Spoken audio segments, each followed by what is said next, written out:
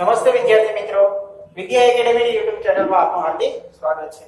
મિત્રો, આપણે પ્રકરણ 6 ની અંદર જે જૈવિક ક્રિયાઓ છે એના વિશેનો જે અભ્યાસ કર્યો, એની પ્રસ્તાવનાની આપણે શરૂઆત કરી કે જૈવિક ક્રિયાઓ થતી હોય ત્યારે શું થતું હોય છે. તો સામાન્ય રીતે જૈવિક ક્રિયાઓ એ કુદરતમાં રહેલા તમામ સજીવો છે એની અંદરથી જોવા મળે છે. એટલે કે આપણે સજીવો અને નિર્જીવ વચ્ચેનો જે ભેદ જે છે એ સમજવાનો પ્રયત્ન કર્યો. તો આજે જે આપણે આગળ જે જોવાનું છે તે જૈવિક ક્રિયા એટલે શું. તો સામાન્ય રીતે આ જૈવિક ક્રિયા જેને ઇંગ્લિશની અંદર કહેવાય છે વોટર લાઈફ પ્રોસેસીસ. એટલે કે શરૂઆત કરીએ જૈવિક ક્રિયા એટલે શું. તો સામાન્ય રીતે કે જ્યારે સજીવોના રક્ષણનું કાર્ય થતું હોય, એટલે કે સજીવોના રક્ષણનું કાર્ય એ નિરંતર થવું જોઈએ. મિત્રો, તો અહીંયા રક્ષણનું કાર્ય છે એ કીધું છે અને એ પાસે કે સજીવો, એટલે કે સજીવો છે એને જીવન જીવવા માટે એ વિવિધ પ્રકારની ઊર્જાની જરૂરિયાત છે. એટલે કે કોઈ પણ કાર્ય કરવું હોય તો એને ઊર્જા આપવી પડે અને આ ઊર્જા છે એ બાહ્ય તરફથી ખોરાક તરીકે લે છે. એટલે કે બાહ્ય વાતાવરણમાંથી જે ખોરાક છે એ શરીરની અંદર છે દાખલ કરે છે અને એની અંદરથી જે ઊર્જા મુક્ત થાય છે અને શરીરના જે કોષો રહેલા હોય છે એ કોષો છે એ સતત કાર્યશીલ રહેલા હોય છે. એટલે કે આ રક્ષણનું કાર્ય છે એ થવું છે એ ખૂબ જરૂરી છે. કારણ શા માટે? કારણ કે આપણે જ્યારે નિંદ્રામાં હોઈએ છીએ, એટલે કે સૂતા હોઈએ છીએ, ત્યારે પણ શરીરની અંદર એ જૈવિક ક્રિયાઓ છે એ સતત ચાલુ રહેતી હોય છે. એટલે આ કાર્ય ત્યારે પણ થાય છે કે જ્યાં કોઈ વિશિષ્ટ કાર્ય થતું નથી. એટલે કે વિશિષ્ટ કાર્ય એટલે ધારો કે આપણે વાંચવાનું કાર્ય કરતા હોઈએ તો એ આપણા મગજની અંદર છે એ પ્રક્રિયા ચાલતી હોય છે અને એને આધારે આપણે જે તે વસ્તુઓ છે સામે પુસ્તક પણ પડ્યું હોય તો એ પુસ્તકને આપણે જોઈએ છીએ. આંખો દ્વારા આપણે જોવામાં આવે છે, મગજ દ્વારા છે એ વિચારવામાં આવે છે અને ત્યારે મગજની અંદર સંદેશા પહોંચે છે કે આપણે જે તે પુસ્તક છે એમાં લખેલું લખાણ જે છે એ આપણને વ્યવસ્થિત રીતે સમજાય છે કે નહીં. તો આ જે ક્રિયા છે એ આપણે વિશિષ્ટ કાર્ય કરી. કે ક્રિયા કઈ થઈ? તો કે વાંચવાની ક્રિયા થઈ. એવી રીતે જ્યારે આપણે કોઈ રમતા હોઈએ છીએ, એટલે કોઈ સારો એવો ક્રિકેટર હોય એ પોતાને જ્યારે બેટિંગ કરતો હોય છે ત્યારે સામાન્ય રીતે જે બોલર છે, એટલે કે જે દડો ફેંકતા એ દડો ફેંકે છે ત્યારે પીચ પડી અને કઈ તરફ દડો આવશે અને એની આધારે પોતાનું બેટ છે એનું હલનચલન કરે છે, મૂવમેન્ટ કરે છે. એટલે કે એના હાથની જે વિશિષ્ટ ક્રિયા છે એ થતી હોય છે. એટલે કે આ જે કાર્ય જે છે, એટલે કે શરીરનું જે સજીવ છે એનું રક્ષણનું જે કાર્ય છે એ કોઈ વિશિષ્ટ કાર્ય છે એ થતું નથી. એટલે કે આ કાર્ય ત્યારે પણ થાય છે કે જ્યારે કોઈ વિશિષ્ટ કાર્ય થતું નથી. તો વિશિષ્ટ કાર્ય ક્યારે થાય એની વાત કરી, પરંતુ આવા જો કાર્ય વિશિષ્ટ ન થતા હોય ત્યારે પણ એ સજીવ શરીરનું રક્ષણ થવું અતિ આવશ્યક છે. આમ જ્યારે આપણે સૂતા હોઈએ છીએ અથવા તો વર્ગખંડમાં બેઠા હોઈએ છીએ ત્યારે પણ રક્ષણનું કાર્ય થતું રહે છે. બીજી વાત કરીએ, જ્યારે આપણે મિત્રો સૂતા હોઈએ છીએ ત્યારે પણ આપણા મગજની અંદર છે એ વિચારો છે ચાલુ રહે છે. આપણું હૃદય છે એની અંદર લોહીનું પરિભ્રમણ થતું રહે, એને કારણે હૃદય છે ધબકતું રહે છે. આ ઉપરાંત આપણે કોઈ ધારો કે કોઈ મચ્છર કે માખી કે કોઈ આપણા શરીર ઉપર બેસે છે તો ત્યારે આપણને અહેસાસ થાય કે અહીંયા કોઈ જે જંતુ છે તો તરત આપણે એને છે સૂતા હોઈએ છીએ છતાં આપણે એને ઉડાડવાનો છે પ્રયત્ન કરીએ છીએ. કારણ કે આપણા શરીરની અંદરની જે જૈવિક ક્રિયાઓ છે એ સતત ચાલુ રહેતી હોય છે. આમ એટલે કે જ્યારે આપણે સૂતા હોઈએ છીએ અથવા તો વર્ગખંડની અંદર બેઠા હોઈએ છીએ, તો આપણે વર્ગખંડની અંદર છીએ જ્યારે કોઈ શિક્ષક છે ભણાવતા હોય ત્યારે આપણે વિશિષ્ટ કાર્ય કરીએ છીએ. કાર્ય કયું? ભણવાનું કાર્ય છે કરીએ છીએ. તો એવી રીતે જ્યારે આપણે શાંતિની સ્થિતિમાં, એટલે કે કોઈ ભણાવવા શિક્ષક છે ભણાવતા ન હોય, આપણે શાંતિથી બેઠા હોઈએ ત્યારે પણ આપણું મગજ છે એ વિચારશીલ હોય છે. ત્યારે પણ આપણું મગજ છે એ ચોક્કસ મુદ્દાને અનુલક્ષીને છે એ વિચાર કરતો હોય છે. એટલે જ્યારે આપણે સૂતા હોઈએ અથવા તો વર્ગખંડમાં બેઠા હોઈએ ત્યારે પણ આ રક્ષણનું કાર્ય છે એ થતું રહે છે. આમ તે બધી જ ક્રિયાઓ કે જે સામૂહિક રૂપમાં એ જાળવણીનું કાર્ય કરે છે તેને જૈવિક ક્રિયા કહેવાય છે.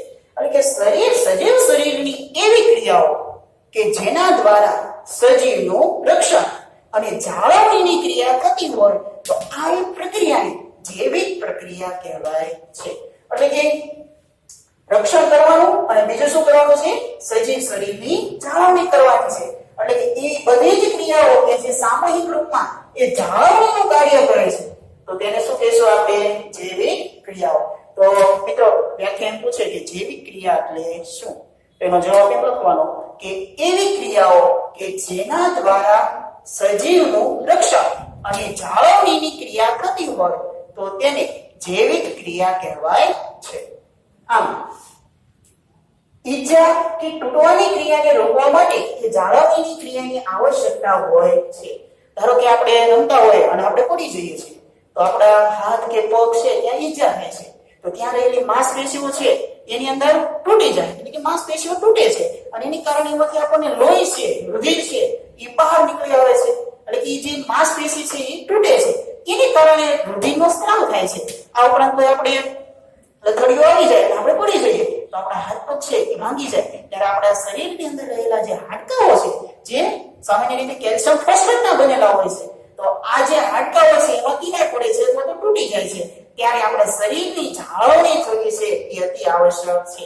તો આ માટે આપણે શું કરીએ છીએ? તો કે આપણે સાવચેતીપૂર્વક છે એ પગલાં મૂકીએ છીએ અથવા તો ચાલીએ છીએ જેનાથી આપણા શરીરનું રક્ષણ થાય. આપણે કાચ પડ્યો હોય અને કાચ ઉપરથી આપણે ચાલવાનો પ્રયત્ન નથી કરતા, કારણ કે આપણે ખબર છે કે જો કાચ ઉપરથી આપણે ચાલશું તો આપણને ત્યાં ઈજા થવાની છે, એટલે આપણે આપણા પગનું છે એ રક્ષણ કરીએ છીએ, એટલે આપણે સાવચેતીપૂર્વક છે એ પગલાં માંડીએ છીએ. આમ ઈજાથી તૂટવાની ક્રિયાને રોકવા માટે એ જાળવણીની ક્રિયા અતિ આવશ્યક હોય છે, તો કે જેના માટે ઊર્જાની આવશ્યકતા હોય છે. હવે મિત્રો જો આપણે શરીરની અંદર ઊર્જા ન હોય એટલે કે એનર્જી ન હોય તો આપણે સામાન્ય રીતે મગજ છે એ ચોક્કસ પ્રમાણમાં જે વિચારશીલ થવું જોઈએ એ વિચારી નથી શકતું. એનો મતલબ એમ થયો કે સામાન્ય રીતે જો આપણે ઊર્જા વિહીન એટલે કે ટૂંકમાં જે વ્યક્તિ ધારો કે કોમામાં કોઈ વ્યક્તિ વહી ગયો છે તો એમાં છે શરીરની અંદર આપણે ઊર્જા છે એ ઓછી થઈ ગઈ હોય તો એને કઈ છૂટપૂજ ન હોય તો એને કોઈ યાદ શક્તિ પણ ન હોય તો એનું કારણ એ કે એના શરીરની અંદર રહેલી જે જૈવિક પ્રક્રિયાઓ છે એ અટકી પડે છે અને એની કારણે એ ઊર્જાની આવશ્યકતા છે એ મેળવી શકતો નથી, એટલે કે ઊર્જા છે એ બહારથી પ્રાપ્ત નથી કરી શકતો અને આ ઊર્જા નથી મળે એટલે યોગ્ય વિચાર નથી કરી શકતો, એટલે એને પોતે જે ભૂતકાળ જે છે એને યાદ નથી આવતો. તો આ બધી ક્રિયાઓ છે એ થતી હોય, એટલે કે આપણે આ જે જાળવણીની ક્રિયા હોય તો જાળવણીની ક્રિયા કરવા માટે ઊર્જાની આવશ્યકતા રહેલી હોય છે. આમ આ ઊર્જા એક સજીવના શરીરમાં બહારથી આવે છે, જેથી એ ઊર્જાના સ્ત્રોતને બહારથી સજીવના શરીરમાં સ્થાનાંતરણ કરાવવા માટે એ કોઈ ક્રિયા થવી જોઈએ. તો આ જે ઊર્જા જે છે એનર્જી છે એ ક્યાંથી આવે છે સજીવ શરીરની અંદર?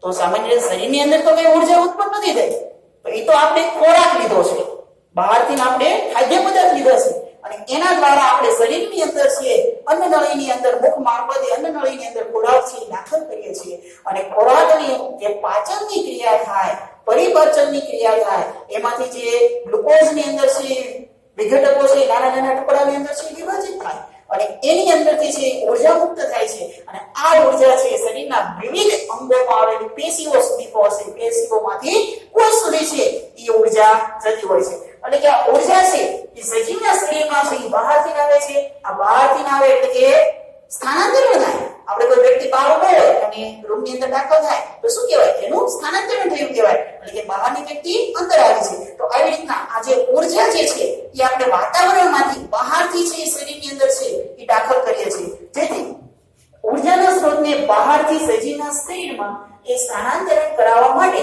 એ કોઈ ક્રિયા થવી જોઈએ. આ ક્રિયા કઈ થઈ?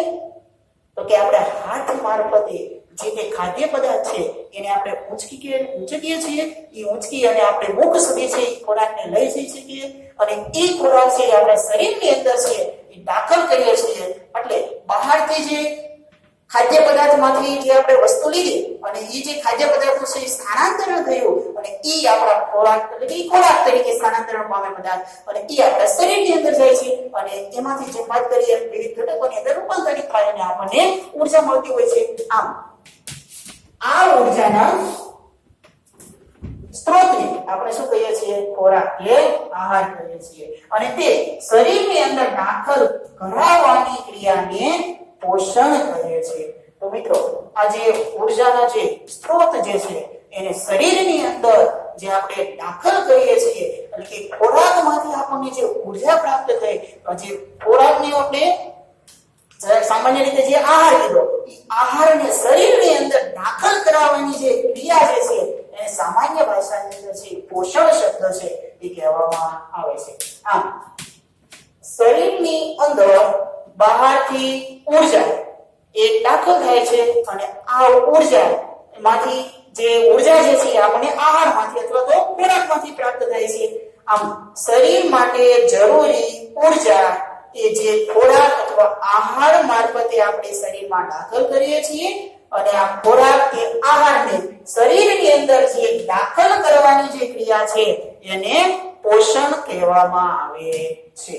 આમ જો સજીવમાં શારીરિક વૃદ્ધિ થાય છે તો તેઓના માટે તેઓને એ વધારાની કાચી સામગ્રીઓની પણ આવશ્યકતાની જરૂરિયાત હોય છે. એટલે કે સજીવમાં શારીરિક વૃદ્ધિ થાય એટલે કે કોઈ નાનું બાળક હોય એ મોટું થાય છે ત્યારે તેના શરીરના અંગોની અંદર છે એ શારીરિક વૃદ્ધિ છે એ જોવા મળે છે. સામાન્ય રીતે કોઈ નાનું બાળક હોય તો એ જન્મ સમયે એનું મગજનું વજન છે એ ધારો કે 350 ગ્રામ આસપાસ હોય, પરંતુ જ્યારે એ પુખ્ત વયનો વ્યક્તિ થાય, ઉંમરલાયક વ્યક્તિ થાય ત્યારે તેના મગજનું વજન છે એ 1250 કે 1300 ગ્રામ જેટલું છે. એટલે કે 1 કિલો ને 300 ગ્રામ આસપાસ છે મગજનું વજન થાય. તો એનો મતલબ મગજની વૃદ્ધિ થાય. એટલે શરીરના કોઈ નાની નાની આંગળીઓ હોય અને પછી જે મોટા થાય એની આંગળીઓ છે એ મોટી થતી હોય, એટલે કે અંગોની છે એ વૃદ્ધિ થતી હોય છે. આમ સજીવમાં સારી વૃદ્ધિ થાય છે તો તેઓના માટે તેઓની વધારાની કાચી સામગ્રીની છે એ આવશ્યકતા કે જરૂરિયાત હોય. એટલે જો સામાન્ય રીતે આપણા શરીરની અંદર જો બાળકનું કોઈ વૃદ્ધિમાં અંદર એટલે કે હાડકાની વૃદ્ધિ ન થતી હોય તો આપણે ડોક્ટર શ્રી કેલ્શિયમ યુક્ત ખોરાક છે એ લેવાનું કહે છે. આ ઉપરાંત જ્યારે કોઈ આંખને છે એની ખામી સર્જાણી હોય તો આપણને વિટામિન એ યુક્ત ખોરાક છે એ લેવાનું કહે છે. એટલે કે વિશિષ્ટ પ્રકારની કાચી સામગ્રીઓ છે એ શરીરની અંદર છે એ દાખલ કરવામાં આવે છે. આમ પૃથ્વી પર જીવન એ કાર્બન આધારિત અણુઓ જે છે એના પર નિર્ભર છે. તો સમગ્ર સૃષ્ટિનું નિર્માણ છે ત્યાં કાર્બન રૂપી અણુમાંથી થયેલું છે. એટલે સૌથી પહેલા એક કાર્બન પરમાણુ છે એ શોધાયો અને એની આધારે આ સમગ્ર જીવ સૃષ્ટિ છે એનું નિર્માણ થયેલું છે. એ આપણે નેક્સ્ટ પ્રકરણની અંદર છે આપણે અભ્યાસ કરશું કે કેવી રીતે જીવ સૃષ્ટિની છે એ ઉત્પત્તિ થઈ છે. પરંતુ પૃથ્વી પર રહેલો નાનામાં નાનો કણ તેની ઉપર છે કાર્બન રહેલો હોય છે. આપણું સજીવ શરીર છે એ પણ કાર્બનનું બનેલું હોય છે. એટલે જ્યારે વ્યક્તિનું મૃત્યુ થાય છે ત્યારે એને જ્યારે ચિતા પર જ્યારે બાળવામાં આવે છે ત્યારે એનું શરીર જે છે એ કાર્બનમાં બનેલું હોવાથી એ સળગી ઉઠે છે અને પાણી છે એ દૂર થાય છે. તો આવી પ્રક્રિયા છે થતી હોય. આમ સજીવ શરીર છે તો મોટા ભાગનો જથ્થો છે એ કાર્બનનો બનેલો છે. આમ પૃથ્વી પરની દરેક વસ્તુઓ છે એ કાર્બનની બનેલી છે. આમ પૃથ્વી પર જીવન એ કાર્બન આધારિત અણુઓ છે એના પર નિર્ભર છે. આમ મોટા ભાગના એ ખાદ્ય પદાર્થો પણ કાર્બન આધારિત છે. જેમ વાત કરીએ કે સમગ્ર જે સામગ્રી છે એટલે કે વસ્તુ પદાર્થ જે છે એ શેની બનેલી હોય છે? કાર્બનની બનેલી હોય છે. એટલે જ્યારે આપણે કોઈ ખોરાક ખાઈએ છીએ અથવા તો કોઈ આપણે વસ્તુ જે છે એ ખરીદીએ છીએ તો એની ઉપર જો કે અંદર કઈ કઈ સામગ્રી ઉમેરેલી છે એ લખેલું હોય. એટલે કન્ટેન્ટ લિસ્ટ હોય તો એની અંદર એવું લખેલું આવે કે કાર્બોહાઈડ્રેટ. તો કાર્બોહાઈડ્રેટ છે તો એની અંદર કાર્બન જ સમાયેલો છે. એ રીતના વિટામિન કેટલું મળશે, પ્રોટીન કેટલું મળશે, ફેટ કેટલું મળશે, તો આ દરેક વિગત છે એની ઉપર લખેલી હોય છે. તો આ સમગ્ર વસ્તુઓ ખાદ્ય પદાર્થો છે જેના પર આધારિત છે તો કે કાર્બન પર આધારિત છે. અને આ કાર્બન સ્ત્રોતની જટિલતાને અનુસરીને વિવિધ સજીવે વિભિન્ન પ્રકારના પોષણની ક્રિયાઓ ધરાવે છે.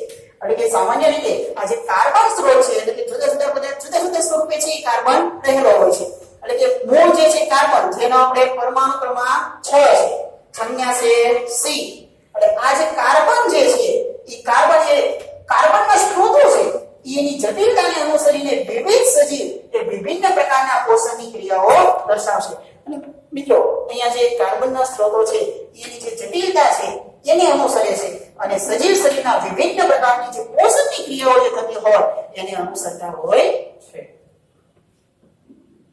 આમ જો કે કોઈ એક સજીવના એ નિયંત્રણમાં નથી. એટલે કે કોઈ એક સજીવની અંદર છે આ બધી જે ક્રિયાઓ થાય એ માત્ર એક સજીવના નિયંત્રણમાં હોતી નથી. કારણ કે જે કોઈ પર્યાવરણની કોઈ એક સજીવના નિયંત્રણમાં નથી એમ લખેલું છે. એટલે કે પર્યાવરણની અંદર આપણને વિવિધ પ્રકારના પ્રાણીઓ છે એ જોવા મળે છે, પક્ષીઓ છે એ જોવા મળે છે કે જે એ ખોરાક છે એ જુદી જુદી રીતે છે એ મેળવતા હોય છે, એટલે કે પોતે પોષણ મેળવતા હોય છે.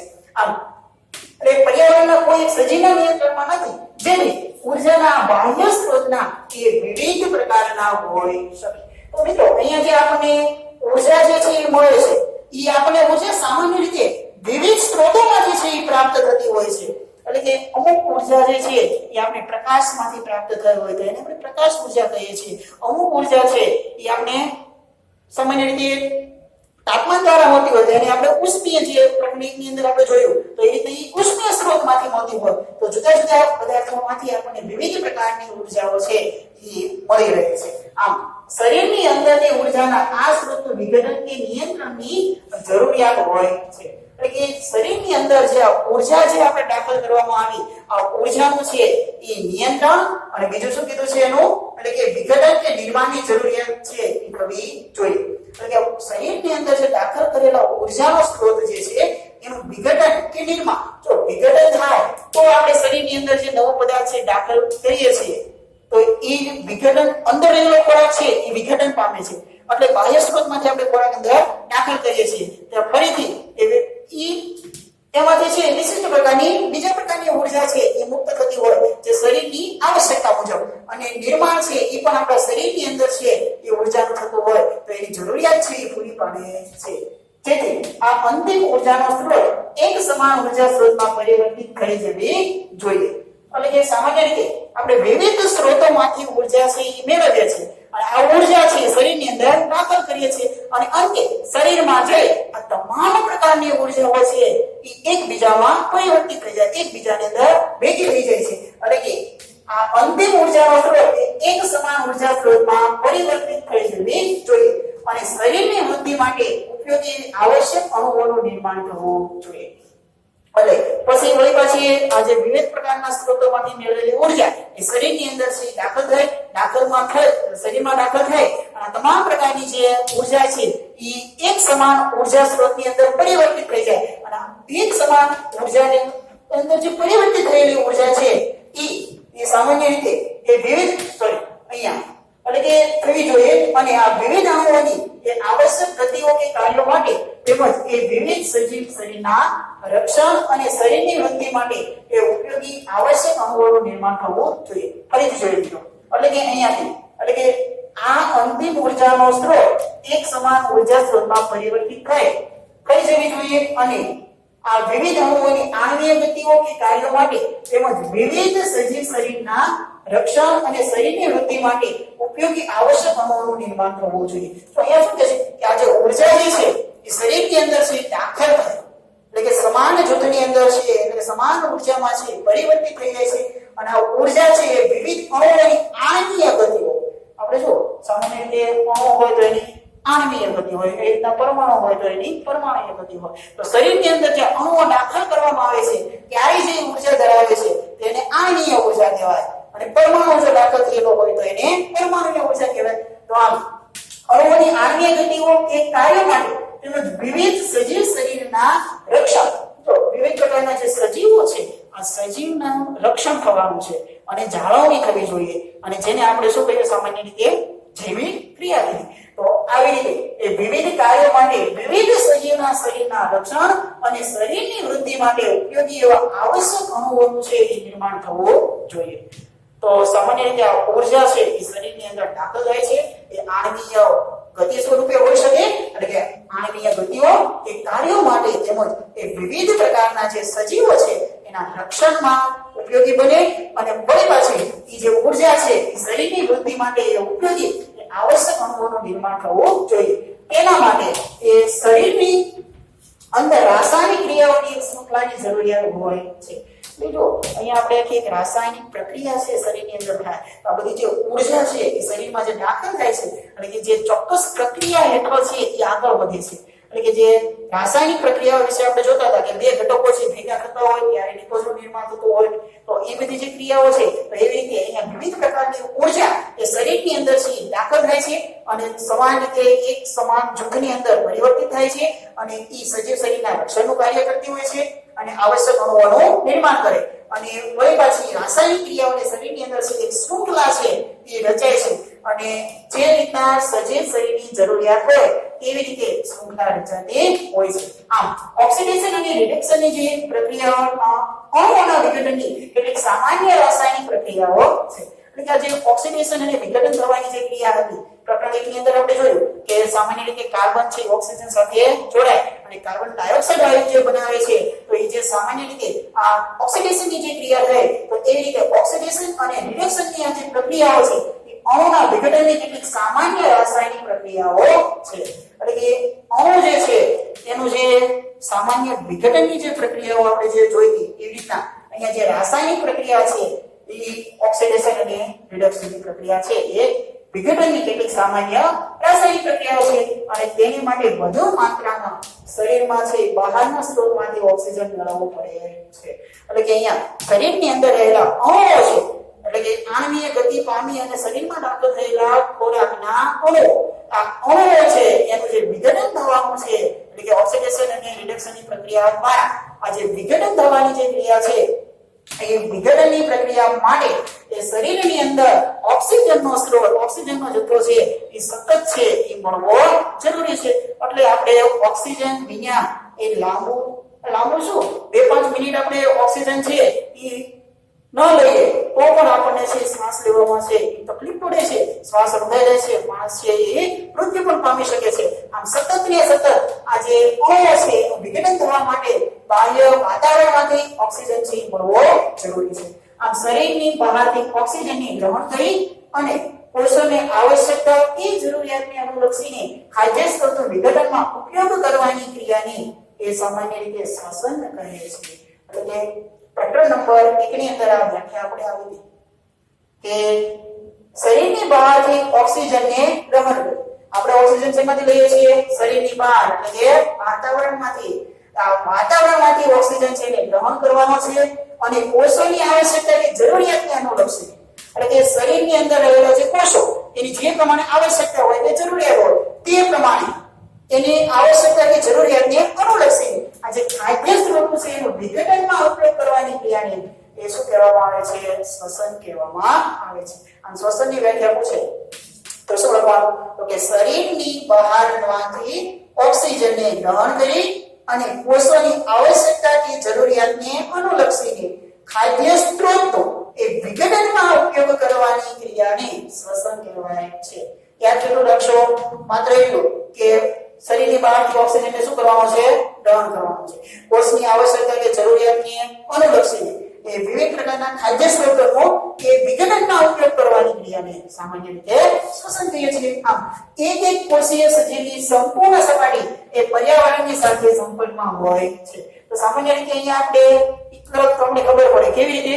તો કે સામાન્ય રીતે જ્યારે ગરમીનું વાતાવરણ હોય ત્યારે આપણી ચામડી જે છે એના ઉપરથી આપણે પ્રસ્વેદ ગ્રંથિ દ્વારા જે છે એ પરસેવો છે એ છૂટે છે.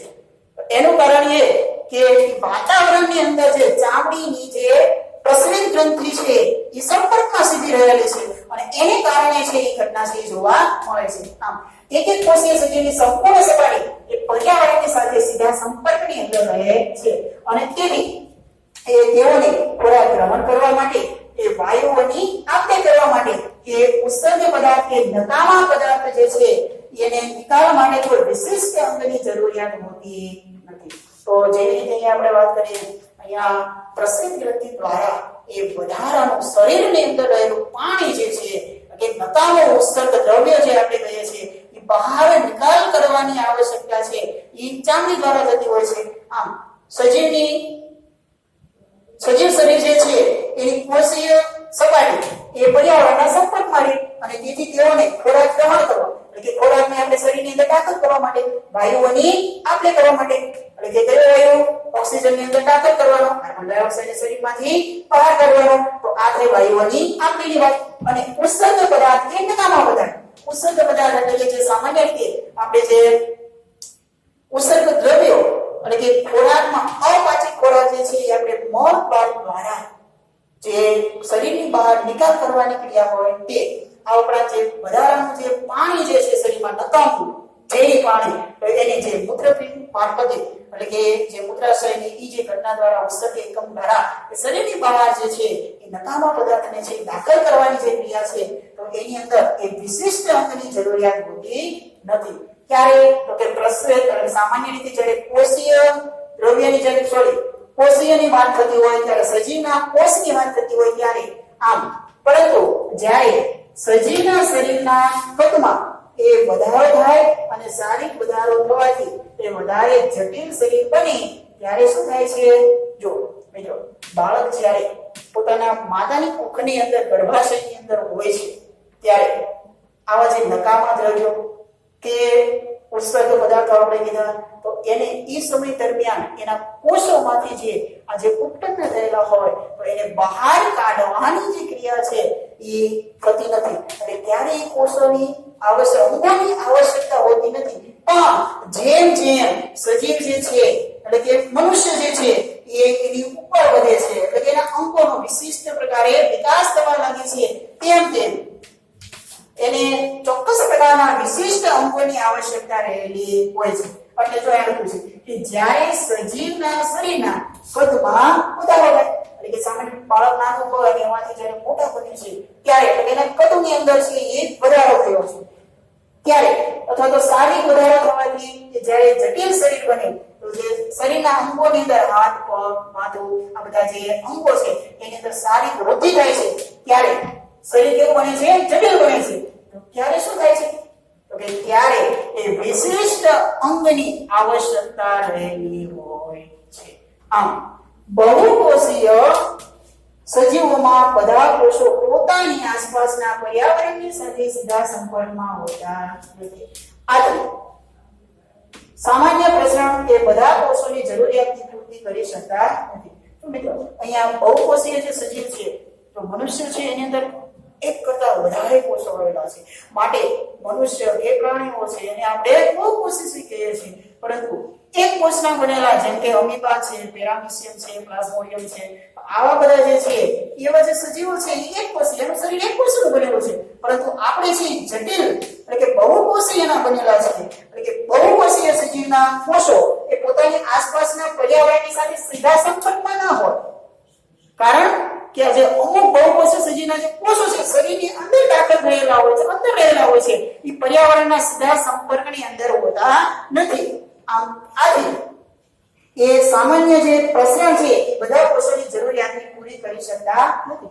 એટલે કે જે પ્રસરણની ક્રિયા જે છે કોષોમાં ઊર્જાની જે પ્રસરણની જે ઘટના જે છે એ પર્યાવરણના સીધા સંપર્કમાં રહેલા નથી. માટે આ જે કોષો છે એ જરૂરિયાત જે છે એની પૂર્તિ કરી શકતા નથી. આમ બહુકોષીય સજીવોની અંદર એ કોષો એ પોતાની આસપાસના જે પર્યાવરણ વાતાવરણ સાથે સીધા સંપર્કમાં નથી અને તેથી તેઓ સામાન્ય પ્રસરણ એ બધા કોષોની જરૂરિયાતની પૂર્તિ છે કરી શકતા નથી. આ જે સામાન્ય પ્રસરણની ક્રિયા દ્વારા છે એ શરીરના જે કોષો છે એની જરૂરિયાતની આવશ્યકતા મુજબ ઊર્જા છે એ મેળવી શકતા નથી. એટલે કે ઊર્જાની જરૂરિયાતની પૂર્તિ છે એ કરી શકતા નથી. આમ સામાન્ય રીતે આપણે અગાઉ જોઈ ગયા કે બહુકોષીય સજીવોમાં એ વિવિધ કાર્યોને કરવા માટે એ ભિન્ન ભિન્ન અંગ એ વિશિષ્ટીકરણ પામે છે. તો જેમ વાત કરી તેમ કે સામાન્ય રીતે વિવિધ પ્રકારના કોષો જે છે એટલે કે એમાંથી જે ટૂંકમાં અંગો છે એકબીજા સાથે જોડાય છે અને વિશિષ્ટ પ્રકારના અંગની અંદર છે એ રૂપાંતરિત થતા હોય છે.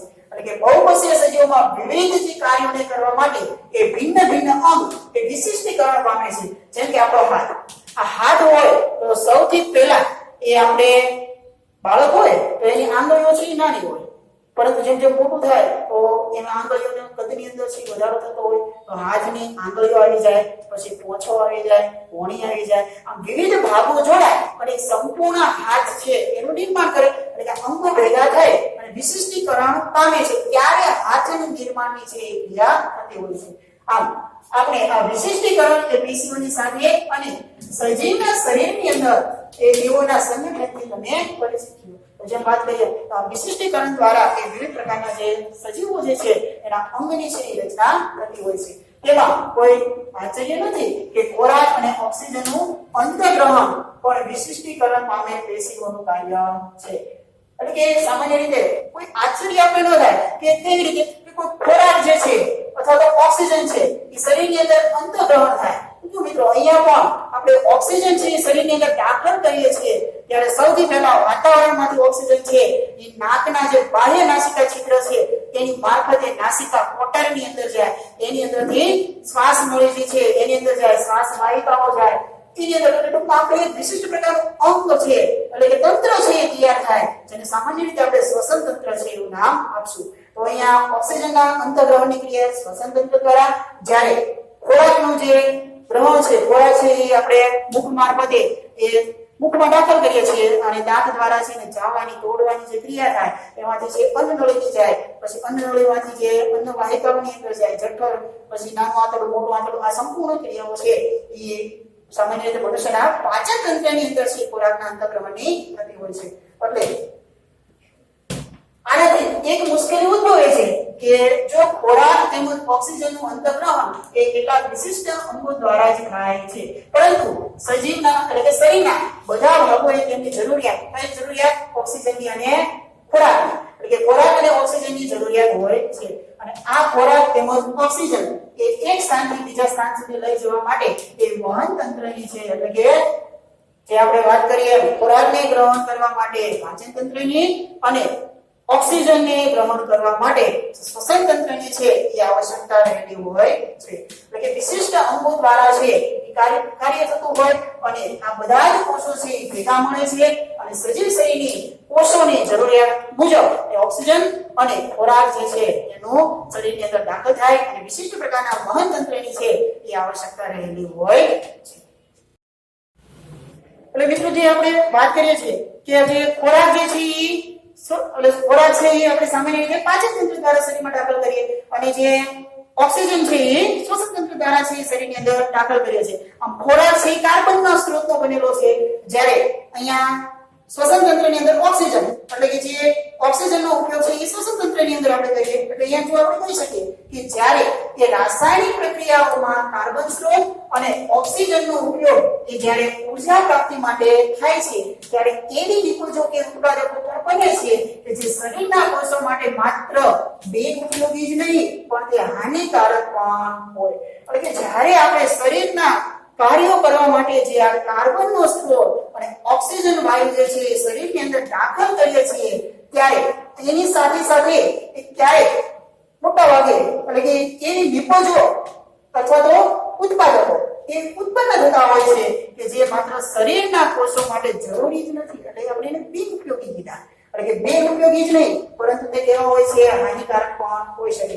જેમ વાત કરીએ આપણે જ્યારે ખોરાક છે શરીરની અંદર દાખલ કરીએ છીએ ત્યારે ખોરાકનું સંપૂર્ણ પાચન નથી થતું, એની અંદરથી સંપૂર્ણ ઊર્જા છે એ ઘટકોની અંદર રૂપાંતરણ નથી થતું, પરંતુ સાથે સાથે નકામા પદાર્થ તરીકે આપણે અવાંછિત ખોરાક જે છે એ મોટા આંતરડાની અંદર જમા થાય છે અને મોટા આંતરડાની અંદર એ જે ચોક્કસ પ્રકારની છે એ રોમની છે એ વ્યવસ્થા આવેલી હોય છે અને એના દ્વારા વધારાનું પાણી છે એ શોષાય છે અને વધારાનું જે અપાચિત ખોરાક છે એ મળાશયની અંદર દાખલ થાય અને એમાંથી જે મળકાર મારફતે એ ખોરાક છે વધારાનો નકામો પદાર્થ છે આપણે બિનઉપયોગી કીધો એટલે કે હાનિકારક પદાર્થ છે એને ઉત્સર્જન છે કરવામાં આવે. એવી રીતે જે સામાન્ય રીતે અહીંયા આ નકામા જે ઉત્સર્જક ઉત્પાદનો એ નિપજોને એ શરીરમાંથી બહાર કાઢવા એ અતિ આવશ્યક હોય છે.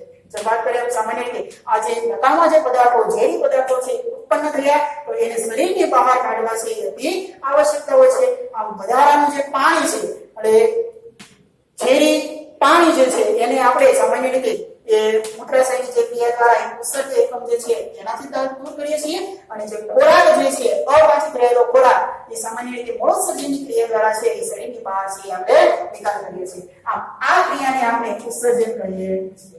આ થઈ ઉત્સર્જનની વાત. આમ જો કોઈ બહુકોષીય સજીવના શરીર એની પરિકલ્પનાનો મૂળભૂત નિયમનું આપણે પાલન કરીએ તો એ ઉત્સર્જન માટે એ વિશિષ્ટ પેશી જે છે એ ઉત્પન્ન થઈ શકશે. આનો અર્થ એ થયો કે પરિવહન તંત્રની જરૂરિયાત એ ઉત્સર્ગ દ્રવ્યોની એ કોષોમાંથી આ ઉત્સર્જન પેશી સુધી પહોંચાડવામાં પૂરી પડે છે. એટલે કે આજે આપણે જે ખોરાકને દાખલ કરવાની ક્રિયા પાચનની જે વાત કરી અને એ નકામા જે પદાર્થો જે છે તે ઉત્પન્ન થયા અને શરીરની બહાર જે કાઢવાની જે ક્રિયા કરી એટલે જે શરીરની બહાર હાનિકારક પદાર્થો છે એને જે શરીર બહાર કાઢવાની ક્રિયાને આપણે ઉત્સર્જન કીધું. આ જે ક્રિયા જે છે એટલે કે એની સામાન્ય ભાષામાં આપણે ઉત્સર્જન કીધું. એટલે કે બહુકોષીય સજીવો છે એટલે કે બહુકોષીય સજીવની પરિકલ્પના જ્યારે આપણે વિચાર કરીએ છીએ તો એના મૂળભૂત નિયમોનું પાલન કરે છે તો એ ઉત્સર્જન માટે વિશિષ્ટ પેશીઓ છે એ ઉત્પન્ન થઈ શકે. તો ઉત્સર્જન માટેની જે આપણે પેશીની જે વાત કરી એટલે કે મળદ્વારી અને સામાન્ય રીતે જે ઉત્સર્ગ અંગ તરીકે જે આપણે મૂત્રપિંડ આવેલા હોય એમાં વિશિષ્ટ પેશી નિર્માણ પામેલા હોય એની આવશ્યકતા રહેલી હોય છે. આનો અર્થ એ છે કે પરિવહન તંત્રની જરૂરિયાત એ ઉત્સર્ગ દ્રવ્યોને કોષોમાંથી આ ઉત્સર્ગ પેશી સુધી પહોંચાડવા માટે એ પૂરી પાડે છે. એટલે કે જે શરીરની અંદર જે ખોરાક જે છે એને આપણે દાખલ કર્યો ત્યારે જે ખોરાકનું શરીરની અંદર પરિવહન થયું અને એ વહનની ક્રિયાની સાથે સાથે આ જે નકામો પદાર્થ છે બિન હાનિકારક એટલે કે હાનિકારક પદાર્થ જે છે તે બિનઉપયોગી જે નકામો પદાર્થ ઉત્પન્ન થયો તો એને પરિવહન તંત્રની જરૂરિયાત એ ઉત્સર્ગ દ્રવ્યોને એ કોષોમાંથી આ ઉત્સર્ગ પેશી સુધી એ પહોંચાડવામાં આવે છે. તો આવી રીતે મનુષ્યની અંદર એ ખોરાકનું ગ્રહણ થવાની ક્રિયા જે છે અને પછી એનું પાચનની ક્રિયા પછી એ પાચન થયેલો ખોરાક અથવા તો પાચન થયેલો ખોરાક છે શરીરની અંદર વિવિધ કાર્યો કરવા માટે ઉપયોગી છે અને અપાચિત ખોરાકને છે એ ઉત્સર્જક એકમ દ્વારા છે એ શરીરની બહાર છે દાખલ નિકાલ કરવામાં આવે છે.